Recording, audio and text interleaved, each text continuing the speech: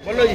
महाराज जी, कल जो रविंदर पुरी जी को एक पोस्ट आई है और उसमें धमकी दी गई है कि जेल में कौन लोग शामिल हैं और कौन महाराज जी की हत्या करवाना चाहते हैं। आपको पहली बात तो ये है कि श्री रविंदर पुरी जी महाराज जो हमारे अखाड़ा परिषद के अध्यक्ष हैं, उनकी हत्या की घोषणा करना ये बहुत ही दुखद है।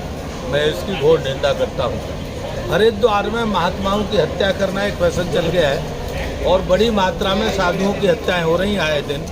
हरिद्वार में एक गैंग काम करता है और उस गैंग के पीछे कुछ भगवाधारी लोग रहते हैं, उनको संरक्षण देते हैं, समर्थन देते हैं, जिसके कारण से यहाँ महात्माओं को मार दिया जाता है, हत्या कर दिया जाता है। उसके बाद लाश भी कई लोगों की नहीं मिलती, गुम हो जाते हैं। तो ये परंपरा बंद होनी चाहिए।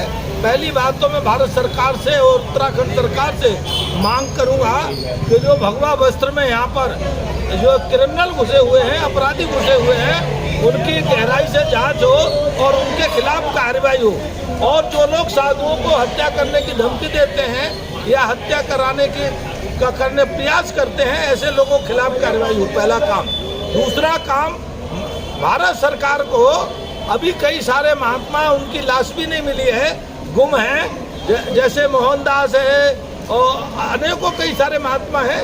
उनकी सीबीआई की जांच तेज गति से होनी चाहिए ताकि ये पता लग सके कि इस षड्यंत्र में, किस गैंग में कौन कौन है और कौन कौन ये हत्या कराने के गैंग को संचालित करता है। आप ये अनुमान लगा लीजिए, जब रविंदर पुरी जी महाराज को भी हत्या करने की धमकी दी जा सकती है तो हरिद्वार में कोई महात्मा सुरक्षित नहीं है। और ऐसी परिस्थिति में ये भयंकर परिस्थिति है, इसको संज्ञान गंभीरता से लें। साथ ही मैं भारत सरकार से निवेदन करूंगा कि श्री रविंदर पुरी जी महाराज को सुरक्षा प्रदान करें ताकि उनकी सुरक्षा सुनिश्चित की जा सके, उनकी सुरक्षा बढ़ाई जा सके।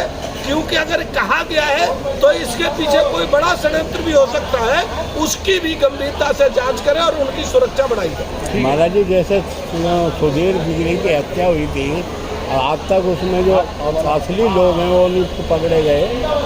बात आप ठीक कह रहे हैं। सुधीर गिरी की हत्या के पीछे भी कोई भगवाधारी लोगों का गैंग माना गया और उस समय सेटिंग करके प्रशासन को शांत किया गया।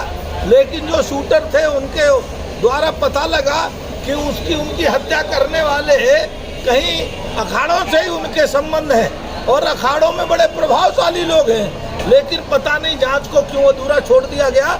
उस जांच को पुनः करना चाहिए। सुधीर गिरी की हत्या माने ये है एक बहुत बड़े मेहनत की हत्या करना, ये बहुत दुखद है। और अगर उसमें कहीं अखाड़े या भगवाधारियों के कहीं उसमें तंत्र जुड़े हैं तो और दुखद है। तो उनकी भी सीबीआई जांच होनी चाहिए और दूध का दूध और पानी का पानी स्पष्ट होना चाहिए, ताकि बार बार ये संशय उठता है कि सुधीर गिरी जी की हत्या का कारण अखाड़ों की आपस की राजनीति थी। ठीक।